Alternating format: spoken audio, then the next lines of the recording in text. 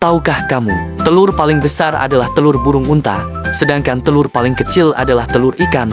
Telur paling mahal adalah telur ikan sturgeon penghasil caviar, sedangkan telur paling murah adalah telur ayam. Telur paling banyak dalam sekali bertelur adalah ikan sunfish, bisa 300 juta telur dalam sekali bertelur.